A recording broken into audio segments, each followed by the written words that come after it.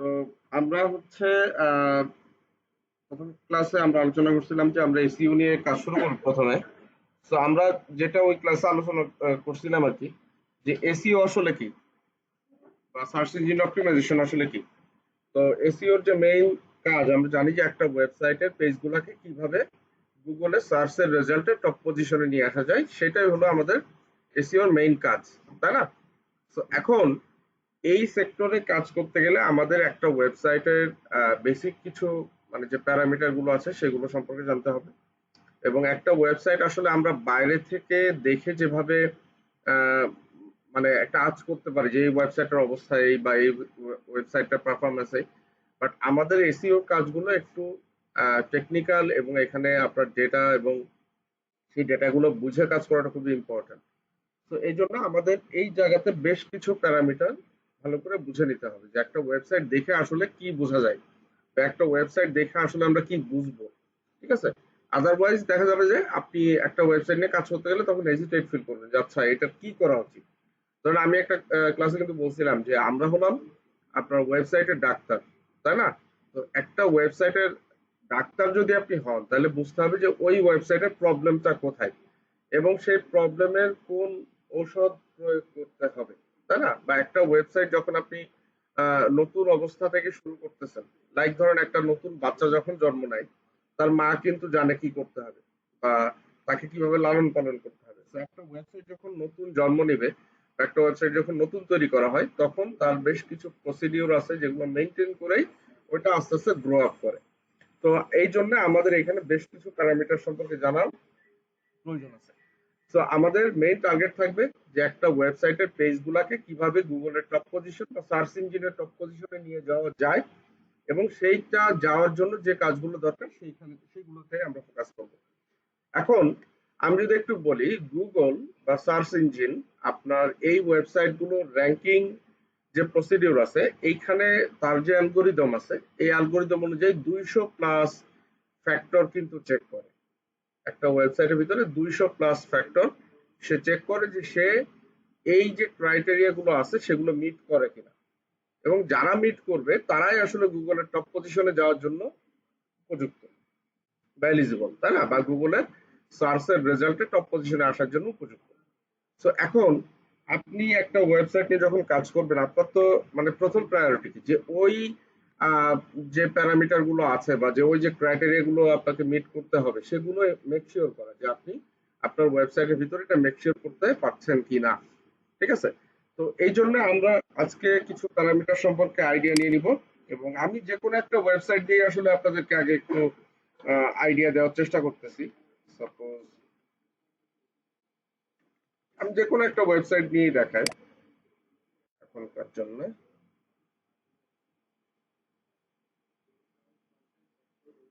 তো আমি এটাও কিন্তু বলছিলাম যে একটা ওয়েবসাইটের মেইন যে অ্যাড্রেস সেটাকে আমরা বলি হচ্ছে ডোমেইন অ্যাড্রেস। তো একটা ওয়েবসাইটের ডোমেইন দিয়েই কিন্তু আপনি টোটাল ওয়েবসাইটের অ্যানালাইসিসটা করতে পারবেন যে একটা ওয়েবসাইটের টোটাল কি অবস্থা, তার পারফরমেন্সের কি অবস্থা, সেই সবকিছু আপনি অ্যানালাইসিস করতে পারবেন তার ডোমেইন দিয়ে। আর যদি ইন্ডিভিজুয়াল এক একটা পেজের পারফরমেন্স আপনি অ্যানালাইসিস করতে চান, সেক্ষেত্রে ইউআরএল দিয়ে অ্যানালাইসিস করতে হবে। মানে প্রত্যেকটা ইন্ডিভিজুয়াল পেজের যে অ্যাড্রেস থাকবে সেটা দিয়ে অ্যানালাইসিস করতে হবে। তো এখন দেখেন, এইখানে আমরা যে ওয়েবসাইটটা বের করলাম, এই ওয়েবসাইটের বেশ কিছু প্যারামিটার আমাদের সামনে আছে। তো এই প্যারামিটার গুলো দেখেই আমাদেরকে বুঝতে হবে এই ওয়েবসাইটের আসলে বর্তমান পারফরমেন্স কি আছে। তো আমি যদি একটু দেখাই যে প্রথমে যে বিষয়টা আছে আপনারা এখানে দেখতে পাচ্ছেন, অথরিটি স্কোর। এই যে এটা অথরিটি স্কোর কত, 93। এখন অথরিটি স্কোরটা কি? তো সিম্পলি যদি আমরা এটা আমাদের ধরুন ক্লাস 6 to 10 আমরা পড়াশোনা করছি, এসএসসি পরীক্ষা দিছি, এসএসসি পরীক্ষাতে দেখা গেল একটা জিপিএ পাইছি, তাই না? জিপিএ 4 আর জিপিএ 4.5 আর জিপিএ 5 এভাবে পাইছি। তো এই যে জিপিএ 5 আমি পাইছি, এটা কিসের ভিত্তিতে পাইছি? প্রত্যেকটা সাবজেক্টের রেজাল্টের উপরে ভিত্তি করে পাইছি যে ঠিক আছে এই সাবজেক্ট গুলোতে এ প্লাস আছে, সবগুলো মিলায় সে জিপিএ 5 পাইছে। ব্যাপারটা তো এরকম।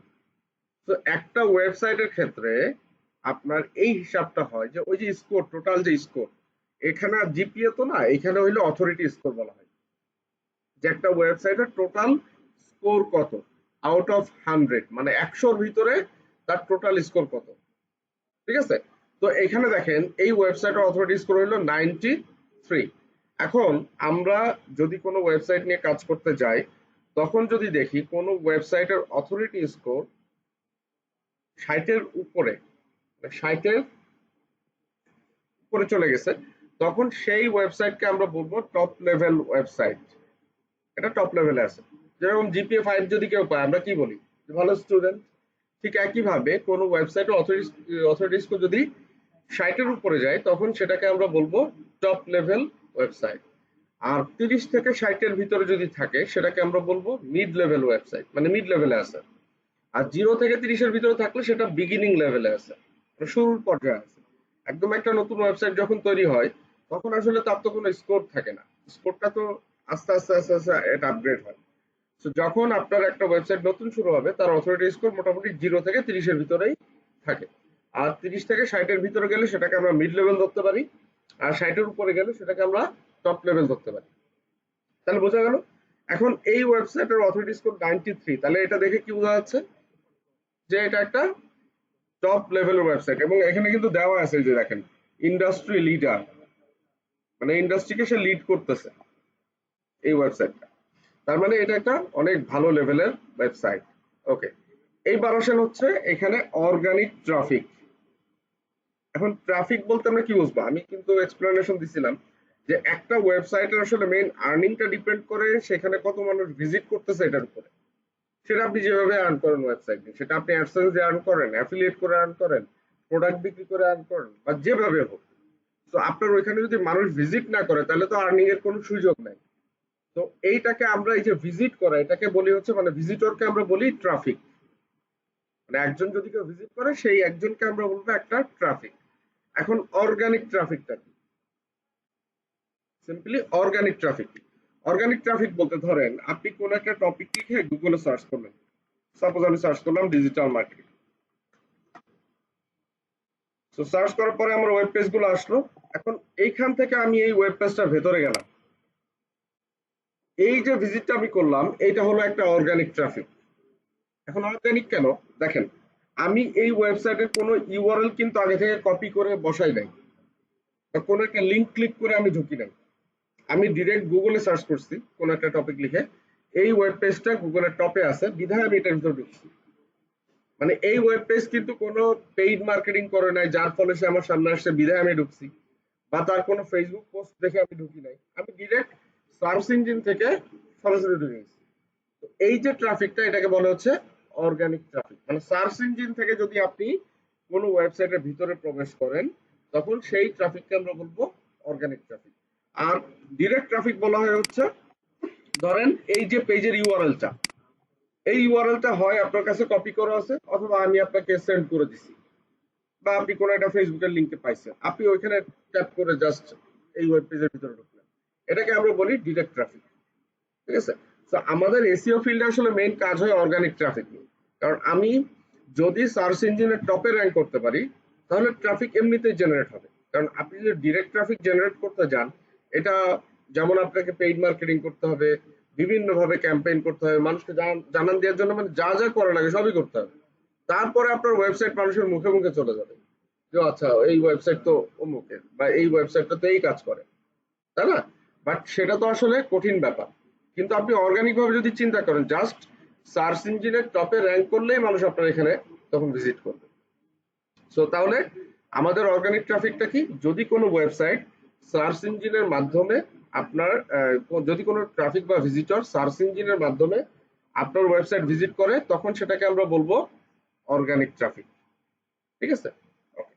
এখন এখানে আপনি যদি খেয়াল করেন, এই ওয়েবসাইটটার অর্গানিক ট্রাফিক আছে কত?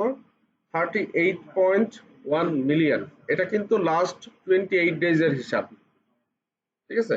38.1 মিলিয়ন। এখন 1 মিলিয়ন সমান কত? 10 লাখ। তাহলে 38.1 মিলিয়ন সমান আপনি হিসাব করে দেখেন যে কি পরিমাণ ট্রাফিক পার মান্থে এটা সার্চ ইঞ্জিনের থ্রুতে এই ওয়েবসাইটে ভিজিট করে। মানে এটা কিন্তু হিউজ অ্যামাউন্ট অফ ট্রাফিক, তাই না?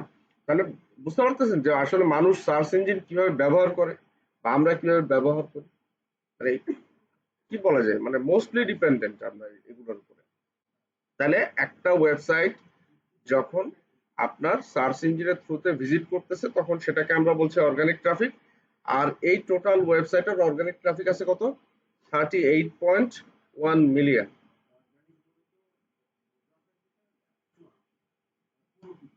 খাঁটি বলা যেতে, হ্যাঁ খাঁটি বলা যেতে পারে। হ্যাঁ হ্যাঁ। না, এখানে ব্যাপারটা একটু ডিফারেন্ট। এখানে না, এখানে ব্যাপারটা একটু ডিফারেন্ট। ঠিক আছে, এখানে আপনার মূলত পেইড ট্রাফিক এবং অর্গানিক ট্রাফিক দুই ভাগে ভাগ করা হয়। ঠিক আছে, তো আমরা যখন সার্চ ইঞ্জিনের থ্রুতে কোনো ওয়েব পেজকে ভিজিট করতেছি তখন সেটাকে অর্গানিক বলবো। আর যদি পেইড কোনো ক্যাম্পেইনের থ্রুতে আমরা ভিজিট করি, লাইক আমার কাছে এই পেজের ইউআরএল কপি করা আছে, সেভ করা আছে, আমি সেখান থেকে ঢুকতেছি, এটাকে আমরা ডাইরেক্ট বলবো। কারণ আমরা কিন্তু যখন গুগলে সার্চ করলাম ডিজিটাল মার্কেটিং লিখে, এই ওয়েব পেজ বা এই ওয়েবসাইট সম্পর্কে হয়তো আমার ধারণাই নাই, না এটা অর্গানিক। সার্চ ইঞ্জিন থেকে যখনই যাব তখন সেটা অর্গানিক। আর যদি আমার কোনো পেইড ক্যাম্পেইনের থ্রুতে আমি যাই, লাইক ফেসবুকে একটা অ্যাড আসছে সেখান থেকে গেলাম, বা আমি আপনাকে হয়তো বা লিঙ্কটা পাঠিয়ে দিলাম, আপনি সেখান থেকে ভিজিট করলেন, তখন সেটা ডিরেক্ট বা পেইড ট্রাফিক বলা যেতে পারে। ঠিক আছে, এটা ওকে। এখন তাহলে আমার এই ওয়েবসাইটের টোটাল ট্রাফিক হলো 38.1 মিলিয়ন। এখন দেখেন এখানে -12% আছে। এই মাইনাসটা কি? এটা হলো আপনার দেখেন ডিসেম্বর 2025-এর চেয়ে জানুয়ারি 2026-এ -12% এর ট্রাফিক ডিক্রিজ হয়েছে। মানে 2025-এর ডিসেম্বরে যেটা ছিল, 2026-এর জানুয়ারিতে সেটা 12% কি হয়েছে? ডিক্রিজ হয়েছে। এটা খুবই নরমাল, এটা কমা বাড়া করে আর কি। মানে ট্রাফিকটা আপনার কমা বাড়া এটা করতেই পারে। ঠিক আছে, তো এখন এটা কোন হারে আসলে কমা বাড়া করতে পারে সেটা হলো আপনাকে বুঝতে হবে। তো আপনি যদি দেখেন সিগনিফিকেন্ট ড্রপ হচ্ছে আর কি, ধরেন আপনার প্রত্যেক মাসে 30%, এবং সেটা কন্টিনিউ করতেছে, মানে 6 মাস 7 মাস কন্টিনিউ করে যাচ্ছে, 20-30% করে ট্রাফিক ডিক্রিজ হচ্ছে, তখন সেটা প্রবলেম হিসেবে ধরে নেওয়া যেতে পারে। আর যদি প্লাস হয় তাহলে সেটা ধরো ভালোই। সো আপনার 12% আর 15% এক মাসে ড্রপ হওয়া এটা খুব বেশি মানে অ্যালার্মিং কোনো কিছু না। বাট যদি আপনি দেখেন 30% 40% করে প্রত্যেক মাসে ড্রপ হয়ে যাচ্ছে, তখন সেটা অবশ্যই একটা চিন্তার বিষয়, তখন আপনার সেই অনুযায়ী ইনিশিয়েটিভ নিতে হবে। তাহলে আমরা এই দুইটা প্যারামিটার তো বুঝলাম। এখন আমি যেটা বললাম যে আপনার অথরিটি স্কোর যদি 60-এর উপরে হয় তাহলে সেটা টপ লেভেলের ওয়েবসাইট। এখন ব্যাপারটা হলো এরকম, সাপোজ আমাদের স্কুলে বা কলেজে আমাদের যারা হয়তো বা ফ্রেন্ড সার্কেল ছিল, অনেকে ভালো স্টুডেন্ট ছিল, কিন্তু অনেকেই দেখা যায় দিন শেষে ভালো জব পায়নি, বা ক্যারিয়ারটা ভালোভাবে বিল্ড আপ করতে পারে নাই, হয় না এরকম? অনেকেই তো আছে। এখন আমরা যদি তখন দেখি যে মানে সবাই কিন্তু আফসোস করে যে ও খুব ভালো স্টুডেন্ট ছিল কিন্তু ওর মেরিট অনুযায়ী ও জায়গায় পৌঁছাইতে পারেনি। কিন্তু একজন ধরেন মিড লেভেলের স্টুডেন্ট ছিল বা একটু লোয়ার লেভেলের স্টুডেন্ট ছিল, সে হয়তো বা কোন একটা মোটামুটি তার লেভেলে যে জব সেটা করতেছে, তখন কিন্তু তাকে সাকসেসফুল বলা হয়। ঠিক না? মানে ধরেন একজন ভালো স্টুডেন্ট, তার কাছে এক্সপেকটেশন তো ওইরকম থাকে যে সে আরো ভালো করবে, বাট সে ওই লেভেলে যাইতে পারে না। একটা মিড লেভেলের স্টুডেন্ট যে লেভেলে সেই লেভেলে আছে। তো ব্যাপারটা হলো এরকম যে অথরিটি স্কোর আপনার টপ লেভেল, বাট আপনি দিন শেষে কত ট্রাফিক পাচ্ছেন সেটার উপরে কিন্তু ডিপেন্ড করবে যে আপনি আসলেই কোন লেভেলে আছেন।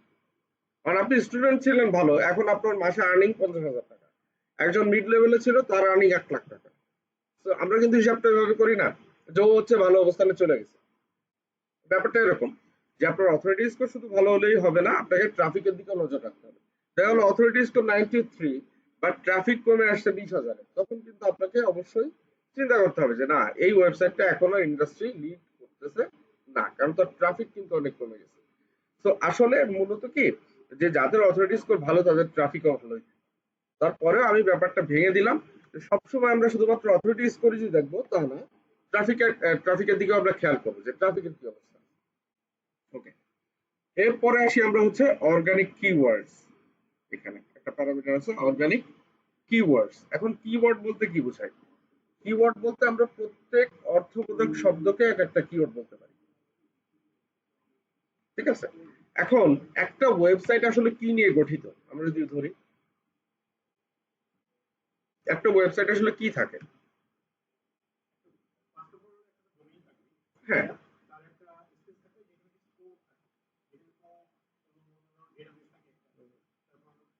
আমি টেকনিক্যাল দিক যদি বাদ দিই, মানে একটা ওয়েবসাইট আসলে মেইন আমরা ইনফরমেশন থাকে, কন্টেন্ট থাকে, তাই না?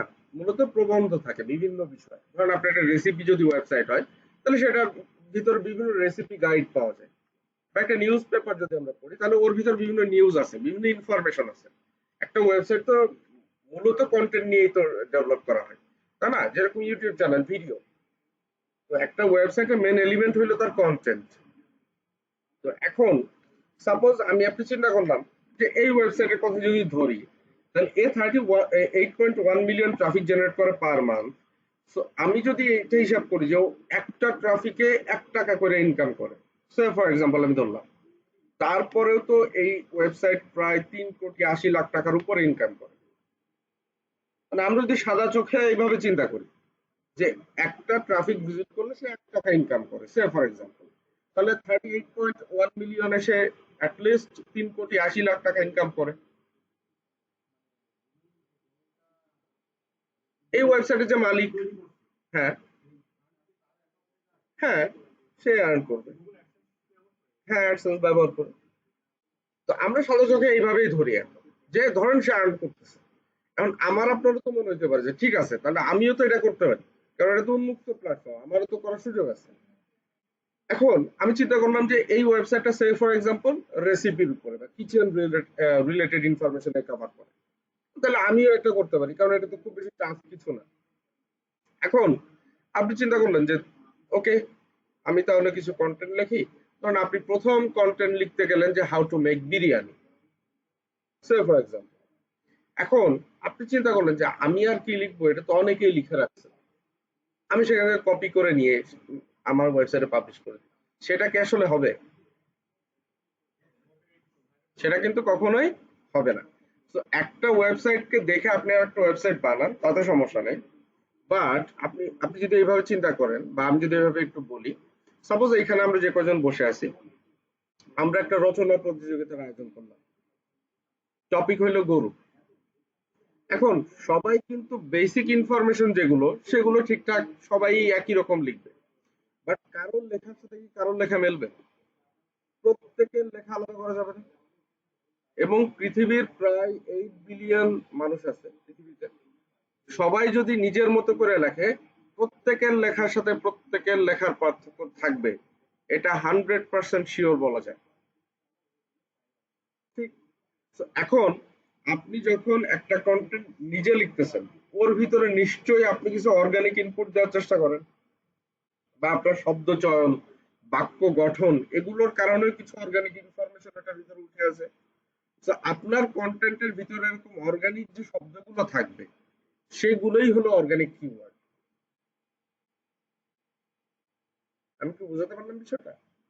যে সাপোজ আমরা যদি গরু রচনা লিখে এখানে সবাই, প্রত্যেকের লেখার সাথে প্রত্যেকের লেখা যে পার্থক্য করা যাবে, সেটা তো কিওয়ার্ড গুলোর উপরে বেস করে, ওই শব্দগুলোর উপরে বেস করেই। তো প্রত্যেকের ভিতরে যে শব্দগুলো অর্গানিক বা খাঁটি, বা যে বাক্যটা খাঁটি বা অর্গানিক, সেই বাক্যের শব্দগুলোই তো কিওয়ার্ড, মানে অর্গানিক কিওয়ার্ড। ঠিক আছে? মানে আপনি যদি কাউকে কপি না করেন, তাহলে নিশ্চয়ই আপনি নিজে লিখলে সেটা অর্গানিকই হবে। তো একটা ওয়েবসাইটের ভিতরে এই জিনিসটা কিন্তু খুব, মানে কি বলা যায়, গুরুত্বের সাথে এটা কিন্তু আপনার হিসাব করা হয় যে এই ওয়েবসাইটে অর্গানিক কিওয়ার্ডের কি অবস্থা। মানে কন্টেন্ট কি অরিজিনাল, কন্টেন্ট কি নিজে লিখছে কিনা, নাকি কন্টেন্ট কাউকে কপি করে লিখছে, বা এআই তে লিখছে কিনা, বা কিভাবে করছে। মানে ধরেন আপনার কন্টেন্ট আমি লিখে কপি করে আমি মেরে দিলাম, বা এআই দিয়ে আমি লেখা নিয়ে মেরে দিলাম, বাট গুগল কেন ওই কন্টেন্টকে তার সার্চের রেজাল্টে জায়গা দিবে? কারণ যেটা এআই তে গেলে পাওয়া যায়, সেটা কেন আর একজনকে দেওয়া, কোনো তো যুক্তি নেই। গুগল বলবে যে আপনি নিজের মতো করেন, আপনি নিজের মতো ইনফরমেশন দেন। লাইক আপনি ধরেন ইউটিউবে যদি ভিডিও কন্টেন্ট মেক করতে চান, একই টপিক নিয়ে মানুষ ভিডিও বানাচ্ছে, একই টপিক নিয়ে দেখবেন মানে হাজার হাজার চ্যানেল ভিডিও বানায়। বানায় কেন? বানায় না। এখন আপনি টেলিভিশন দেখেন, একই নিউজ প্রত্যেক টেলিভিশন চ্যানেলে পড়তেছে না। আমরা কিন্তু ঘুরাই ফিরে সবগুলোই দেখি। দেখার কারণ কি, যে ধরেন একই নিউজ এই পড়তেছে, আরেকজন এইভাবে পড়তেছে, একজনের সংবাদ পড়ার ধরন আরেক। মনে করেন যে তার উপস্থাপন কৌশল এক, বা তাদের উপস্থাপন কৌশল এক, বা তাদের স্ক্রিপ্টিং এক, মানে আলাদা ডিফারেন্স আছে একটার সাথে আরেকটা। তো এই যে বিষয়গুলো, এটাই কিন্তু আপনার জন্য একটা স্বতন্ত্র বৈশিষ্ট্য। তো এই যে ওয়েবসাইটের ভিতরে তাহলে সেই স্বতন্ত্র বৈশিষ্ট্য ক্যারি করে হচ্ছে আপনার কিওয়ার্ড গুলো। তো এই যে আপনার অন্য ওয়েবসাইটের চেয়ে আপনার ওয়েবসাইটের ভিতরে যে স্বতন্ত্র ইনফরমেশন গুলো আছে সেইগুলাই হইলো অর্গানিক কিওয়ার্ড। এটা আপনি যদি কন্টেন্ট নিজে লেখেন বা কেউ যদি নিজে লেখে তাহলে এমনি এটা ক্রিয়েট হয়ে যায়। আপনি জানবেনও না যে আপনি অর্গানিক কিওয়ার্ড কিভাবে ক্রিয়েট করতেছেন, এটা আপনি জানবেনও না, কারণ আপনি যেটা নিজে লিখতেছেন যখন নিজে লিখবেন এটা এমনি জেনারেট হবে। ঠিক আছে, তো এটা হলো আমাদের খুবই গুরুত্বপূর্ণ একটা ফ্যাক্ট এখানে। তো এর পরে যে প্যারামিটারটা আছে সেটা হলো ব্যাকলিংকস। এখন ব্যাকলিংক কি? ব্যাকলিংক হচ্ছে ধরুন এই যে আমাদের সামনে নির্বাচন আছে আমাদের দেশে, তো একজন যদি এমপি হতে চায় তাহলে তার কি লাগবে? ভোট লাগবে। যে ম্যাক্সিমাম ভোট পাবে সে এমপি হবে।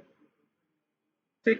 এখন ম্যাক্সিমাম ভোট বলতে কি ওই এলাকার ভোটার যত তার ভিতরেই তো পাইতে হবে। তারপর ভোটার 50,000, আপনি ভোট পাইছেন 55,000, তাইলে তো আর হইল না জিনিসটা।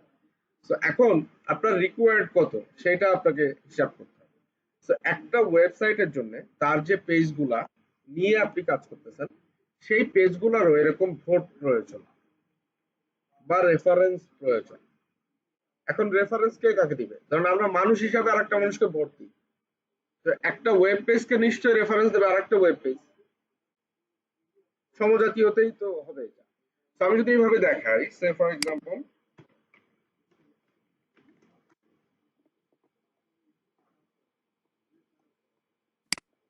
ধরুন এখানে একটা কন্টেন্ট আছে যেটা বাংলাদেশের উপরে, তো এর ভিতরে কিছু শব্দ আছে, তাই না? এ দেখেন হাইলাইট করা ইন্ডিয়া, মায়ানমার, ভুটান, সিকিম, ঢাকা। তা আমি ধরেন এখানে সিকিমে ক্লিক করলাম, তাহলে কোন পেজ ওপেন হবে? সিকিমের পেজ ওপেন হবে। এই পেজে আমি আসলাম কিভাবে? এই পেজ থেকে আসলাম। তার মানে কি আলটিমেটলি এই পেজকে রেফার করছে না? মানে কি এই পেজটা তো বাংলাদেশের উপরে, এর ভিতরে কন্টেন্ট সব বাংলাদেশ নিয়ে।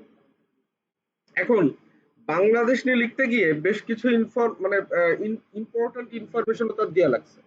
এখন আপনি পড়ার সময় তো আপনার কৌতূহল হইতে পারে, আচ্ছা সিকিম সম্পর্কে তো আমার জানা নেই, তাহলে আমি এটা জানতে চাই। And এই কন্টেন্টের ভিতরে তো আর সিকিম নিয়ে ইনফরমেশন নাই। তো এ কি করছে আর একটা পেজকে রেফার করে দিছে যে তুমি যদি সিকিম সম্পর্কে জানতে চাও ওর কাছে যাও। সাপোজ আপনি আমার কাছে আসলেন, এসে বললেন যে ভাই আমার একটু গ্রাফিক ডিজাইন সম্পর্কে জানাবেন, তখন আমি আপনাকে কি বলবো যে আমি তো ডিজিটাল মার্কেটার, আমি তো গ্রাফিক ডিজাইনার না, সো আমাদের গ্রাফিক ডিজাইনার অমুক আছে, আপনি ওনার কাছে যান। সো এই যে রেফারেন্সটা, যে একজন আরেকজনকে রেফার করে, এই যে একটা ওয়েব পেজ আর একটা ওয়েব পেজকে রেফার করলো, এটাকেই আমরা বলি ব্যাকলিংক। ঠিক আছে, এটাকে আমরা বলবো ব্যাকলিংক। সো একটা ওয়েব পেজ র্যাঙ্ক করানোর ক্ষেত্রে ব্যাকলিংকেরও অনেক বড় ভূমিকা আছে। এটা প্রয়োজন এবং কতগুলো রিকোয়ার্ড সেসব হিসাব করেই ব্যাকলিংক গুলা ক্রিয়েট করতে হয়।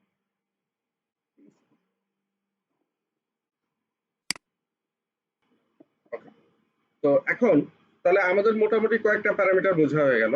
এখন আমরা একটা জিনিস দেখি, সেটা হচ্ছে দেখেন এইখানে ট্রাফিকের একটা গ্রাফ আছে, এটা আমরা দেখতে পাচ্ছি ট্রাফিকের গ্রাফ। এই গ্রাফটা দেখে ধরেন এখানে অল টাইম করা আছে, তো আপনি কিন্তু একটা আইডিয়া করতে পারবেন যে এই ওয়েবসাইট আসলে সব সময় কেমন অবস্থায় ছিল।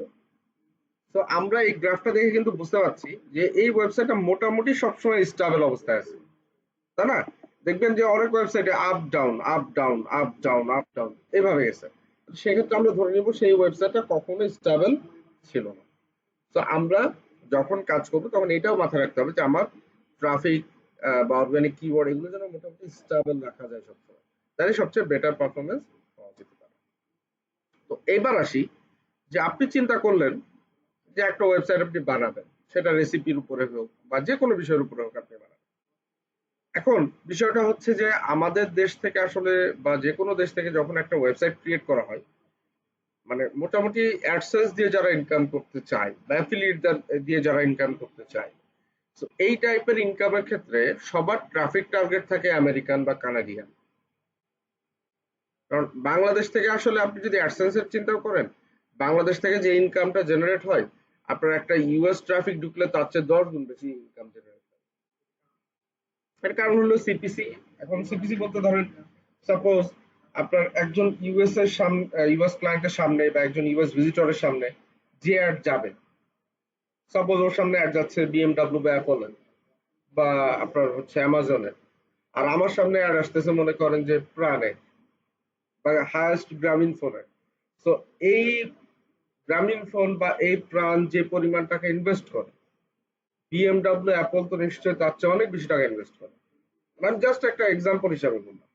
তারপরে আমার আপনার যে ক্রয় ক্ষমতা, একজন আমেরিকানের তার চেয়ে 10 গুণ বেশি ক্রয় ক্ষমতা। তো তার সামনে ওই ধরনের জিনিসই যায়। তো এই জন্য আমাদের দেশ থেকে আসলে অ্যাডের রেভিনিউটা ওদের চেয়ে অনেক কম পাওয়া যায়, অনেক কম। যেরকম আপনি যদি ইউটিউব চ্যানেলও ক্রিয়েট করেন, সেখানে যদি আপনার বাংলাদেশি অডিয়েন্স আসে, আপনি যে টাকা ইনকাম করবেন তার 10 ভাগের 1 ভাগ অডিয়েন্স যদি আপনার ইউএস থেকে আসে, তার চেয়ে 10 গুণ আপনি ইনকাম করবেন। এটাই বাস্তবতা আসলে।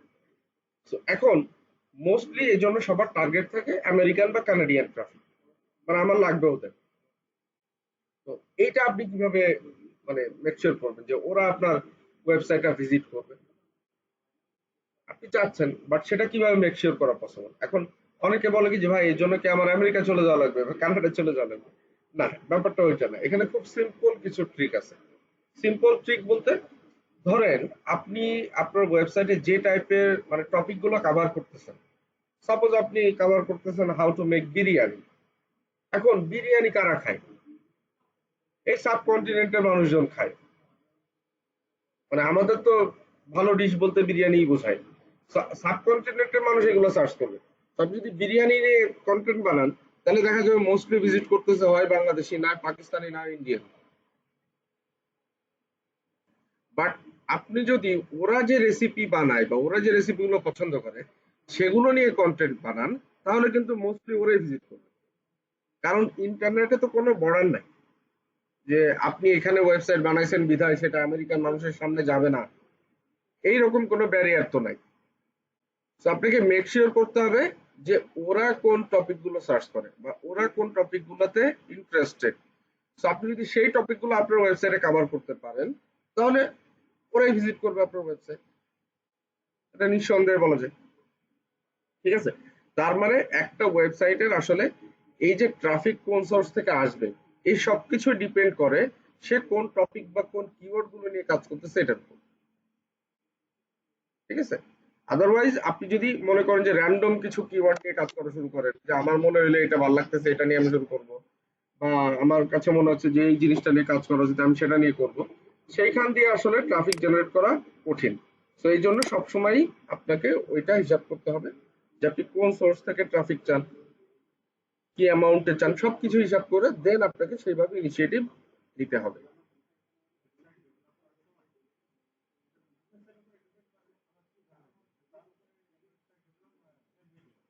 এখন বিজনেসটা আলাদা জিনিস, বিজনেসটা ই কমার্স টাইপে চলে গেল। বাট আমরা এসইও যে পারপাজে করি, আসলে এসইও মেইন পারপাস হচ্ছে ব্লগ টাইপের ওয়েবসাইট, বিজনেসে যে করা হয় না তা না। জি, না ফেসবুক বলা যাবে না।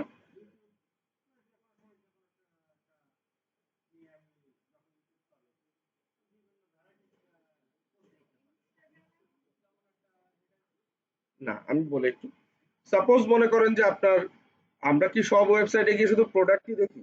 না, আমরা ওয়েবসাইটে ইনফরমেশন নেই না, যে এই যে ইনফরমেশন দিচ্ছে যে টাইপের সাইট গুলা, এই টাইপের ওয়েবসাইট গুলাই কিন্তু বেশি।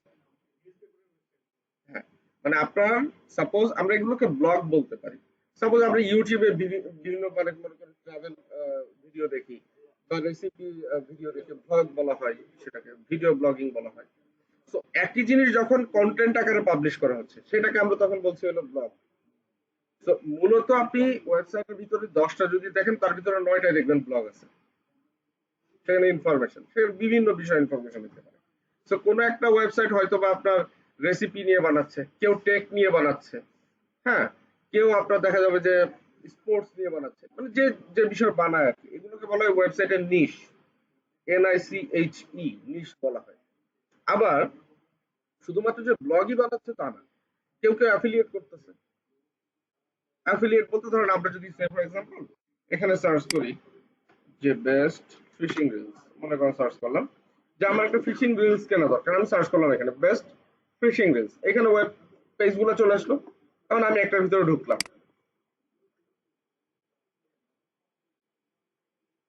তো ঢোকার পরে এই কন্টেন্টের ভিতরে কি আছে, এই ফিশিং রিলস গুলোর রিভিউ আছে, বিভিন্ন ফিশিং রিলস এর রিভিউ আছে। এখন আপনার কাছে দেখে মনে হইলো যে আচ্ছা এইটা আমার দরকার, এই পড়ে টোড়ে আপনার কাছে মনে হয়েছে যে এটা আমার কিনতে হবে। তো আপনি এখানে ক্লিক করলেন, আপনাকে নিয়ে গেল যে প্ল্যাটফর্ম থেকে আপনি কিনতে পারবেন, যে অ্যামাজনে নিয়ে চলে গেছে। এখন যদি আপনি অ্যামাজন থেকে প্রোডাক্টটা কিনেন, এর কমিশন কিন্তু পাবে এই ওয়েবসাইটের ওনার। আপনি যদি এই প্রোডাক্টটা কিনেন, তার একটা কমিশন পাবে এই ওয়েবসাইটের ওনার। কারণ এই ওয়েবসাইটটা আমাকে রেফার করে অ্যামাজনে নিয়ে গেছে। So, এ কি করছে, এ কি প্রোডাক্ট সরাসরি সেল করতেছে? না, এ প্রোডাক্টের রিভিউ করে রাখছে, বা এই প্রোডাক্টের ভালো দিক মন্দ দিক সবকিছু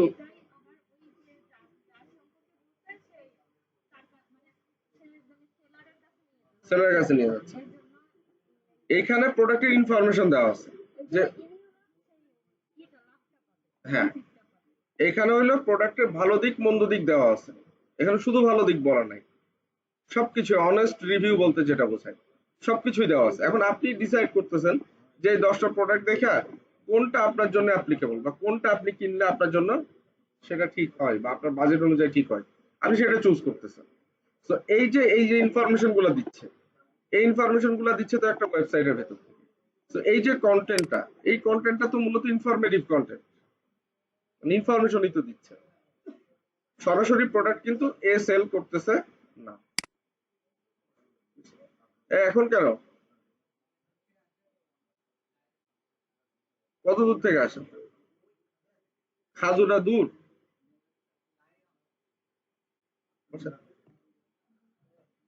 একটু আগে আগে বের হবেন, কারণ ক্লাস 1 ঘন্টা মিস হয়ে যাওয়া মানে খাজুরা থেকে আসতে হায়েস্ট 45 মিনিট লাগে। আবার অজুহাতের উপর অজুহাত, মানুষের 3টা হাত, ডাইন হাত বাম হাত আর অজুহাত।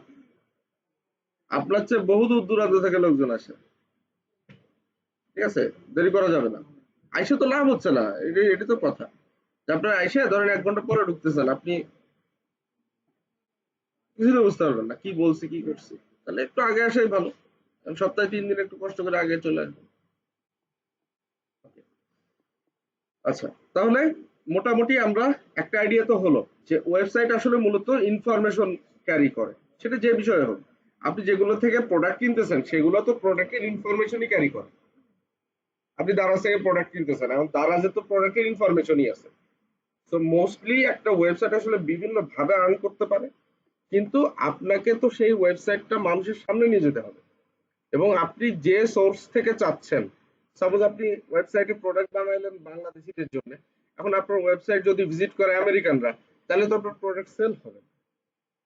বা আপনি ওয়েবসাইটে ইনফরমেশন দিলেন সব বাংলাদেশিদের, আপনি চাচ্ছেন আমেরিকানদের, তাহলে তো আপনার মানে পারপাস সার্ভ হইল না।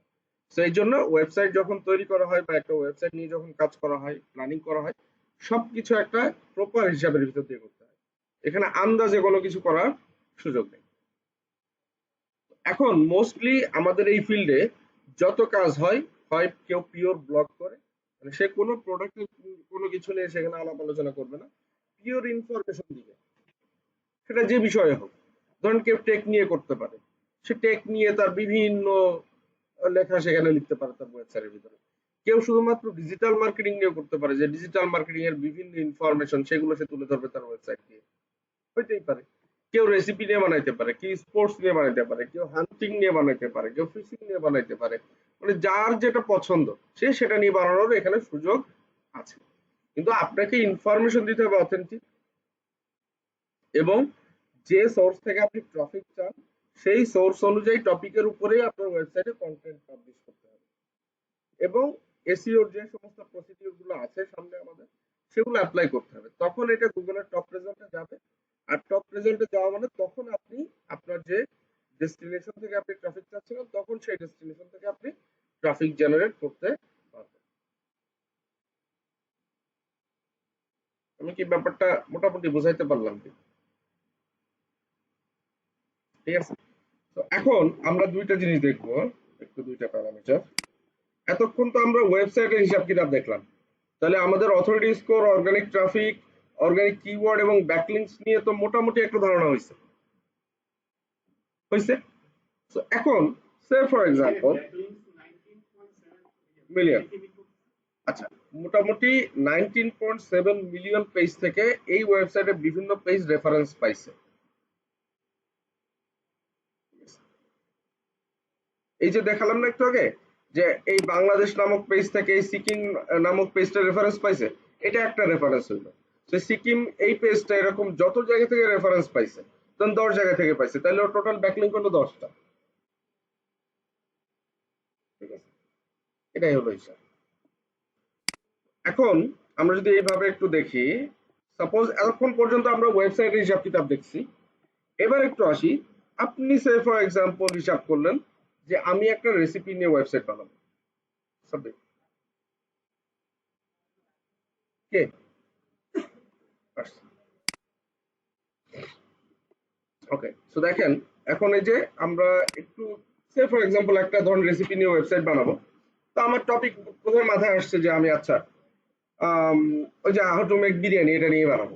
সো আমরা একটু এটা হিসাব কিতাব দেখি।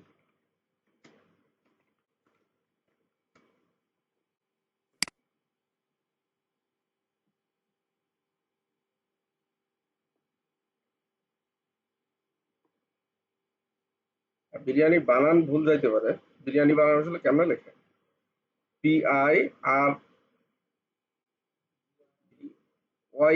না এরকম কিছু লেখে নাকি? আরে না, ঠিক আছে। হুম, বিরিয়ানি কেমনে জানি লেখে, যাই হোক আমরা আপাতত আচ্ছা গুগল থেকে নিয়ে আসি, তাহলে সঠিকটা পাওয়া যাবে। এই যে বিরিয়ানি ওই এখানে দেয়, ঠিক আছে।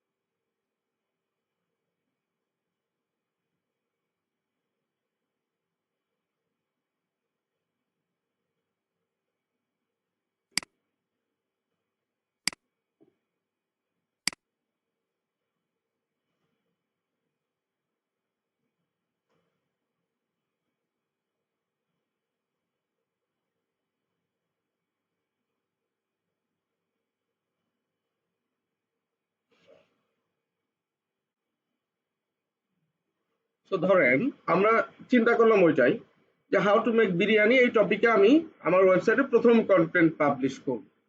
আপনার এর পিছনে মেন ইয়ে কি, যে বিরিয়ানি প্রচুর পপুলার একটা টপিক, এটা নিয়ে মানুষ সার্চ করতে পারে, এই হইতে পারে ওই হইতে পারে, আপনি তো একটা প্রেডিকশন থেকে এটা চিন্তা করলেন।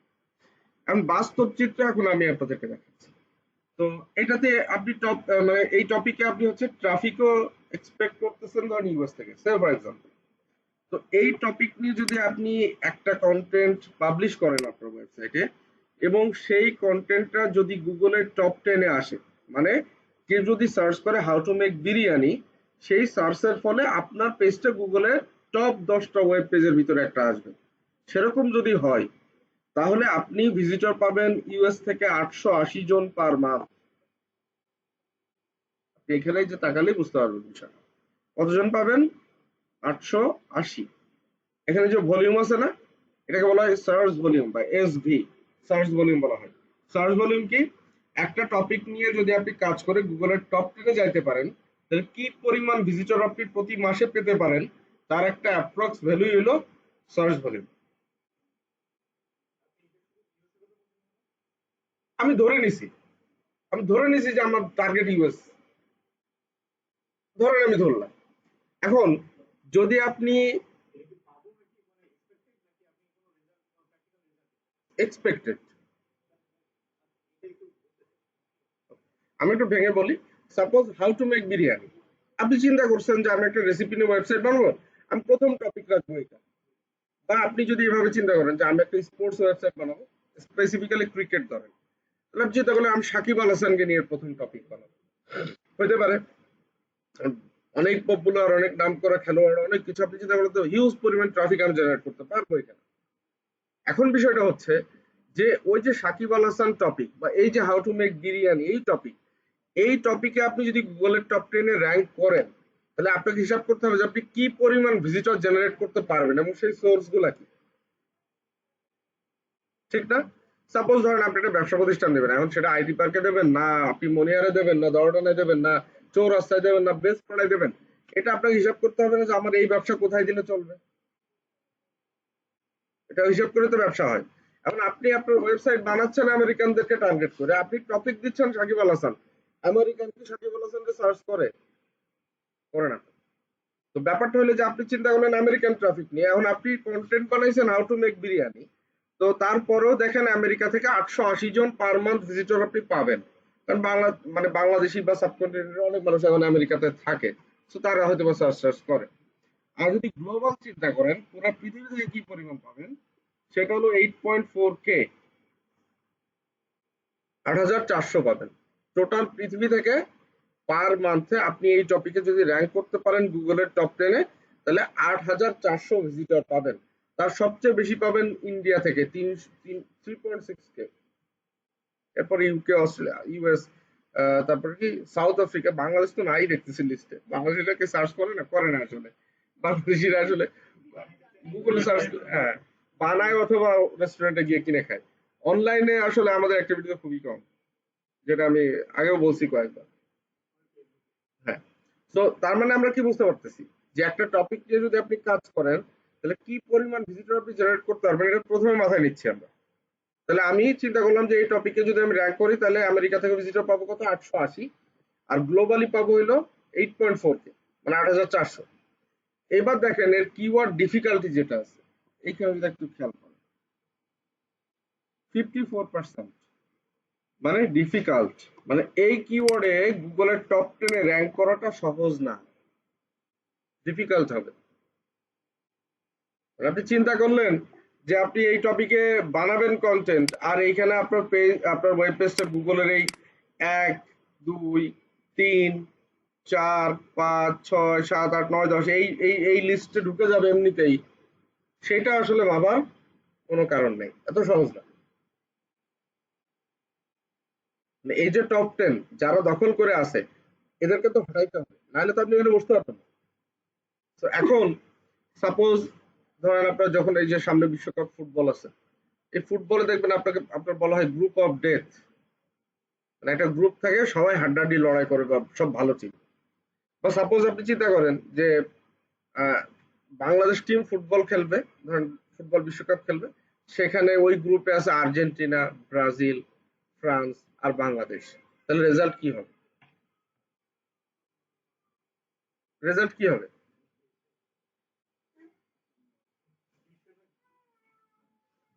রেজাল্ট বাংলাদেশ ফোর্থ হবে, এটাই তো, মানে নিঃসন্দেহে।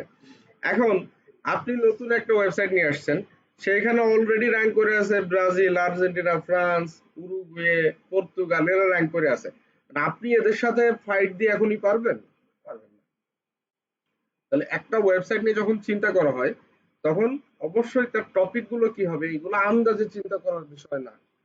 আপনাকে হিসাব করে ইকুয়েশন দেখে বের করতে হবে যে কোন টপিক নিয়ে কাজ করলে আমি গুগলের টপ পজিশনে যেতে পারবো, এবং সেই টপ পজিশনে গেলে আমি কি পরিমাণ ভিজিটর জেনারেট করতে পারবো, সেটাও হিসাব করে তারপরে আপনি সেই টপিক নিয়ে কাজ করবেন কি করবেন না সেটা হিসাব করতে হবে। ম্যাক্সিমাম এটা পেতে পারেন। Yes. তাহলে বুঝতে পারছি আমরা যে একটা কিওয়ার্ডের কত ইকুয়েশন আছে। মানে আমি চাইলাম একটা কিওয়ার্ড নিয়ে কাজ করে দিলাম, সেই কিওয়ার্ড নিয়ে রাতারাতি র্যাঙ্ক করে ফেললাম আর টাকা ইনকাম হওয়া শুরু হয়ে গেল। ওই যে দেখলাম যে ওয়েবসাইটটা আপনার 3.8 মিলিয়ন ট্রাফিক জেনারেট করতেছে, আমিও চিন্তা করলাম যে আমি ওর মতো করব। তো আপনি ও যে টপিকে গুগলে র্যাঙ্ক করে আছে, আপনি ওই টপিক নিয়ে এখন কাজ করে আপনি ওরে সরাই দিয়ে বসতে পারবেন? সম্ভব? সাপোজ মনে করেন আপনি চিন্তা করলেন যে ধরেন এই কিছুদিন আগে তো নমিনেশন সাবমিট করার ডেট ছিল, এখন আপনি এমপি হবেন। তো বাংলাদেশের নাগরিক হিসাবে যাদের বয়স হয়েছে মোটামুটি সবাই অ্যাপ্লিকেবল। এখন একটা এমপি কি নমিনেশন কিনলে এমপি হওয়া যায়? একটা ওয়েবসাইটের কি ডোমেন হোস্টিং কিনে ওয়েবসাইট বানাই দিলে কি গুগলের টপে যাওয়া যায়? যায় না। যেরকম একটা এমপি হইতে গেলে আপনার পিছনে মানে বিশাল একটা ব্যাকগ্রাউন্ডের দরকার। আপনার ওই দেখা যাবে স্টুডেন্ট লেভেল থেকে রাজনীতি করে একটা পর্যায়ে গেছেন, তারপরে আপনি এমপি হইতে পারবেন। সেরকম একটা জায়গায় গিয়ে তারপর আপনার হইতে হবে। তো ব্যাপারটা হলো এরকম যে আপনি যে কোনো টপিক নিয়ে কাজ করে প্রথমে রেজাল্ট জেনারেট করতে পারবেন না। তো আগে এমপি চিন্তা না করে বা প্রাইম মিনিস্টার হওয়ার চিন্তা না করে আপনাকে চিন্তা করতে হবে আগে আপনি ইউনিয়নের মেম্বার হইতে পারেন কিনা, ওয়ার্ডেন মেম্বার হইতে পারেন কিনা। ওয়ার্ডেন মেম্বার হইতে পারলে এবার আপনি চিন্তা করেন ইউনিয়নের চেয়ারম্যান হইতে পারেন। ইউনিয়নের চেয়ারম্যান হতে পারলে এবার উপজেলা পর্যায়ে চিন্তা করেন, তারপর জেলা পর্যায়ে চিন্তা করেন, তারপর জাতীয় পর্যায়ে চিন্তা। তো একটা ওয়েবসাইটের ক্ষেত্রে ঠিক সেম। আপনাকে প্রথম এমন কিছু টপিক নিয়ে কাজ করতে হবে যে টপিক গুলোতে আপনি ভিজিটর কম পাইতে পারেন, বাট সেটাতে আপনি র্যাঙ্ক করার পসিবিলিটি আছে। কারণ আপনি যখন 10টা বা 15টা টপিকে র্যাঙ্ক করবেন তখন গুগল আপনাকে প্রায়োরিটি দেবে যে ঠিক আছে এ তো ভালো করতেছে, তাহলে এর আরো ভালো করার পসিবিলিটি আছে। ঠিক আমরা যেভাবে চিন্তা করি যে ধরুন একটা স্টুডেন্ট, সে হয়তো বা নতুন শুরু করছে বা নতুন আসছে, সে প্রথমে তা কিভাবে সময়টা দিচ্ছে বা সে করার চেষ্টা করতেছে কিনা বা তার ভিতরে মানে ওই জিনিসটা আছে কিনা যে মানে করার জন্য যে আগ্রহটা, সেটা দেখে কিন্তু তাকে আরো আগায় দেওয়া হয়। তো গুগল এক্স্যাক্টলি ওই কাজটা করে। কারণ আপনি প্রথমে যদি চিন্তা করেন যে আমি এমন টপিক নিয়ে কাজ করব যে টপিকে র্যাঙ্ক করতে পারলে মিলিয়নস অফ ট্রাফিক জেনারেট করা যায় পার মান্থ, সেই টপিকে তো আপনি এখনই র্যাঙ্ক করতে পারবেন না। সেই জন্য প্রথমে আপনাকে এমন কিছু টপিক নির্বাচন করতে হবে যে টপিক গুলোতে আসলে র্যাঙ্ক করা পসিবল এবং করলে আমার সেখান থেকে কিছু বেনিফিট আসবে।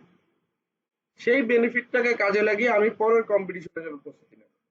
ঠিক যেরকম ধরেন বাংলাদেশ ক্রিকেট টিম এক সময় প্রচুর জিম্বাবুয়ের সাথে খেলতো, প্রচুর পরিমাণে সিরিজ খেলছে, বাংলাদেশ যাইতো ওরা আসতো, যাইতো আসতো। এখন তখন জিম্বাবুয়ের সাথেও বাংলাদেশের প্রচুর ফাইট হতো, বাংলাদেশ হয়তো বা দুইটা জিততো, ওরা দুইটা জিততো, বা ওরা একটা জিততো বাংলাদেশ একটা জিততো, এরকম হতো ফাইট। বাট এখন দেখেন বাংলাদেশ টিম কিন্তু খেললে, আমরা ইন্ডিয়ার সাথে খেললে আমরা একটা দম ধরে বসে থাকি যে না বাংলাদেশের জেতার সম্ভাবনা আছে, বা ভালো ভালো টিমের সাথে খেললে আমরা একটা ইয়ে করি যে না জেতার সম্ভাবনা আছে। কেন? এটা কিন্তু একটা গ্রাজুয়াল ইমপ্রুভমেন্টের ফলে হয়েছে, এটা রাতারাতি কিন্তু ইমপ্রুভমেন্টটা হয়ে যায়নি। ব্যাপারটা একটা ওয়েবসাইটের ক্ষেত্রে ঠিক সেম, যে আপনি প্রথমে ফাইট করতে হবে ছোট ছোট টিমের সাথে, মানে ছোট ছোট ওয়েবসাইটের সাথে, ছোট ছোট টপিকে, যে টপিক গুলোতে কম্পিটিশন কম। ছোট ছোট গুলোকে যদি আপনি হারান তখন গুগল আপনাকে একটু উপর লেভেলে নিয়ে যাবে যে ঠিক আছে এ তো ওই লেভেলে ভালো করতেছে। তখন আপনি একটু কম্পিটিটিভ লেভেলে করবেন, তারপরে ডিফিকাল্ট লেভেলে যাবেন, তারপরে ভেরি ডিফিকাল্ট লেভেলে যাবেন, তখন আপনি ইন্ডাস্ট্রি লিড করবেন। তো মোটামুটি যে প্যারামিটার গুলো বা যে ইকুয়েশন গুলো বললাম আজকে আসলে, মানে আমি সামারিটা দিলাম আপনাদের, কতটুকু মনে থাকবে এটা আমি শিওর না, তারপরেও আপনারা বাসায় গিয়ে যদি মনে মনে একটু মানে নিরিবিলি সুরে চিন্তা করেন যে আমরা আসলে কি কি বিষয় আলোচনা করলাম, কোন কোন টপিক গুলো ছিল, একটু যদি আপনারা সেগুলো মাথার ভিতরে নিয়ে চিন্তা ভাবনা করেন, আমার মনে হয় সারাংশটা মনে থাকলে সেটা যথেষ্ট। আর এগুলো নিয়ে আমরা আসলে প্রত্যেক দিনই কম বেশি কথা বলা হবে, তো এটা আপনার আস্তে আস্তে মাথায় গেঁথে যাবে। হ্যাঁ? আর আহ, বাসায় আসলে হোম টাস্ক এইটাই যে আপাতত চিন্তা ভাবনা করাটাই হোম টাস্ক, যে আপনি আসলে ক্লাসে কোনটা বুঝলেন কোনটা বুঝেন, সেইটা যদি আপনি বের করতে পারেন তাহলে আপনার কাজ হয়ে যাবে। ঠিক আছে? তো আজকে আর এর চেয়ে বেশি কি অ্যাড করবো? ওকে, তাহলে গত ক্লাসে যে টপিকটা ছিল আমাদের, মোটামুটি আমরা একটা ইমেল ক্রিয়েট করতে বলছিলাম, যে একটা পার্সোনাল একটা জিমেল ক্রিয়েট করা, এবং সেই জিমেলটা দিয়ে আমি বলছিলাম যে আপনাদের একটা বিজনেস প্রোফাইল ক্রিয়েট করে ফেলা। সো ওইটা কি কারো কমপ্লিট হয়েছে কিনা? হয়ে গেছে? আপনার কি সমস্যা বলছিল? হুম, আপনি কি বের করছেন? সমস্যা বের করেন। আচ্ছা। আর এক্ষেত্রে আমাদের কাজের জন্য একটা লিঙ্কডইন প্রোফাইল বানাইতে হবে, আমাদের একটা লিঙ্কডইন প্রোফাইল দরকার এবং আমাদেরকে সেটা খুব প্রফেশনালি তৈরি করতে হবে। তো লিঙ্কডইন প্রোফাইল তৈরি করার আগে আমাদের একটা ব্র্যান্ডিং এর ক্লাস আছে। আমি ব্র্যান্ডিং এর ক্লাসটা নেয়ার পরে হচ্ছে লিঙ্কডইন এর প্রোফাইলে যাবো, কারণ আমাদের বেশ কিছু ব্যানার পোস্টার এগুলো ডিজাইন করতে হবে, এগুলো প্রয়োজন, প্রফেশনালি বানাইতে হবে। সো আমাদের ব্র্যান্ডিং এর একটা ক্লাস হবে, ওইটার পরে হচ্ছে লিঙ্কডইনটা কিভাবে প্রপারলি আমরা সেট আপ করবো সেটা দেখে ফেলবো। আর আপাতত আপনারা র্যান্ডম যে কাজগুলো আছে, লাইক আপনি সোশ্যাল মিডিয়াতে দেখা গেল কি র্যান্ডম কিছু পোস্ট করা যেতে পারে, আপনার সেটা হইতে পারে ডিজিটাল মার্কেটিং বেস, বাট পোস্টগুলো মোস্টলি প্র্যাকটিক্যাল কাজ যখন আমরা করব তখন আসলে বেশি করলে ভালো। যে আমরা একটা কাজ করলাম, সেটা একটা স্ক্রিনশট নিলাম, সেটাই পোস্ট করলাম সোশ্যাল মিডিয়াতে। এভাবে করে আমরা সোশ্যাল মিডিয়াটাও আগাবো। ঠিক আছে? আর দিনের কাজ দিনেই করে ফেলা ভালো, ফেলে রাখলে দেখবেন জমে গেছে। ঠিক আছে? আর আমাদের সামনে একটাই বাকি আছে, লিঙ্কডইনটা আমরা করে ফেলবো। আর বিজনেস প্রোফাইলটা তো মোটামুটি আমি দেখাই দিছি গতদিন। ভাইয়া তো গত ক্লাসে ছিলেন না, আমাদের ক্লাস রেকর্ড আছে। এটা হচ্ছে আমাদের সব মিলে ৩ টা হচ্ছে এটা। একটা ক্লাসে জাস্ট সামারি ছিল। গত ক্লাসে আমরা কিছু জিনিস দেখছি আর আজকে হলো আমাদের ক্লাসটা। তো গত ২ টা ক্লাসেরই রেকর্ড আপনি পেয়ে যাবেন। রেকর্ড আছে। আপনি জাস্ট একটু ওই ১ম ক্লাসটা একটু টেনে দেখতে পারেন, যে ১ম ক্লাসের কথাগুলো আজকে আলোচনা করছি আমি আবার। আর 2nd ক্লাসটাই হলো আমাদের কিছু জিনিস ছিল। ওইটা আপনি একটু দেখে নিলে ভালো হবে। আপনাকে কি মেসেঞ্জার গ্রুপে এড করছে? ওই গ্রুপেই লিংক দেওয়া আছে ক্লাস ভিডিও, লিংকে গেলে আপনি ক্লাস ভিডিওগুলো পেয়ে যাবেন। বের করছেন?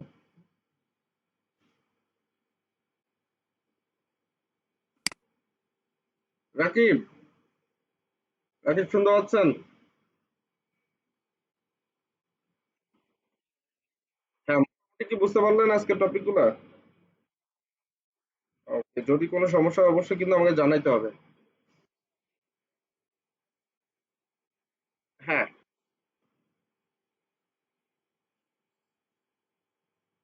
আপনি কি কোড বসাইছেন? কোড বসাইছিলেন? মানে ফোন নাম্বার দিয়ে ভেরিফাই করা কোড দিয়ে? হ্যাঁ?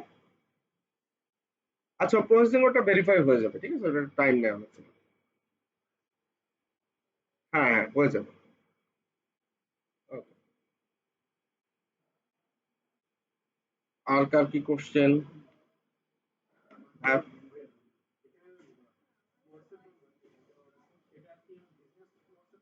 বিজনেসটা দেওয়া টাইপের।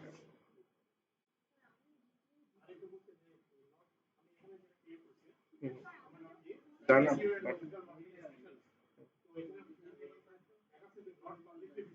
হ্যাঁ,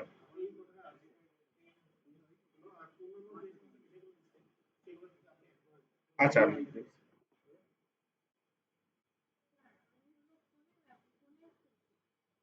আচ্ছা, আপাতত যেহেতু আপনার পিসি এখন নিতে পারেন,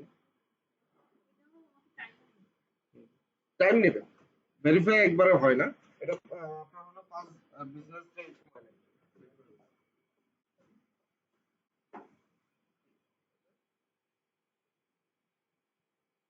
আপনি কি ফোন নাম্বারটা ভেরিফাই করছেন?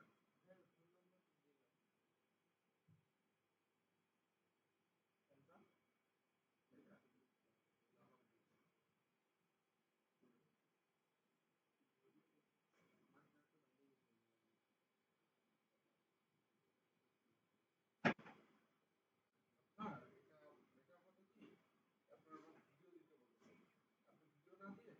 আপনি হচ্ছে নতুন একটা মেইল দিয়ে একটা বানাই ফেলেন। হ্যাঁ, বা আপনি লোকেশনটা একটু চেঞ্জ করে দিতে পারেন। বা এই বিজনেস নাম্বারটা ডিলিট করে নতুন একটা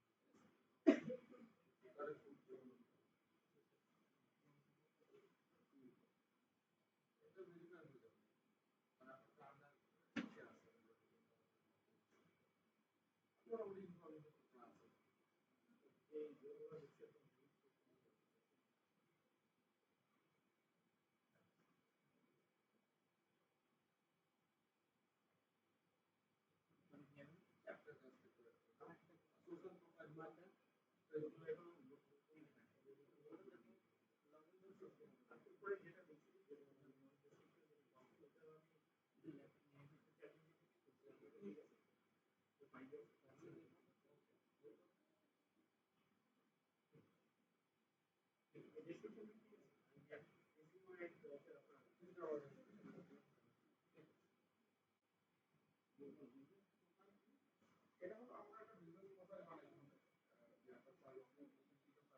এগুলো এখন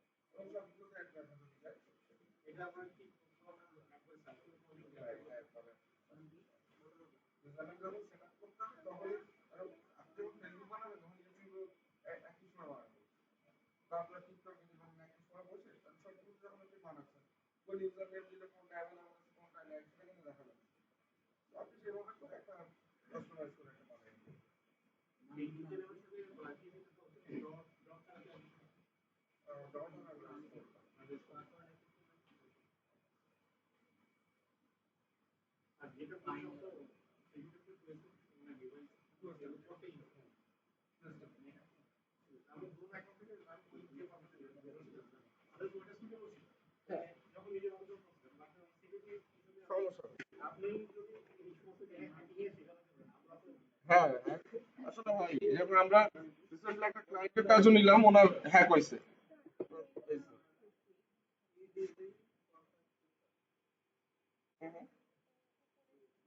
আচ্ছা, নিউ হোমের ঠিক আছে। বিজনেস প্রোফাইলে কোনো, তাহলে আজকে এ পর্যন্ত রাখি রাখি জি।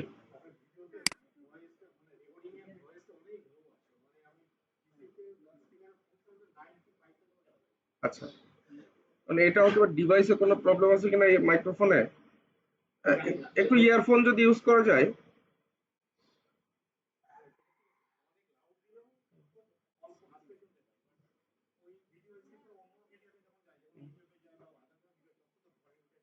এখন দেখা যাচ্ছে এটা তো ডিভাইসের হয়তো বা কোনো ইস্যু, কারণ আমি তো লাউডলি বলি আর কি।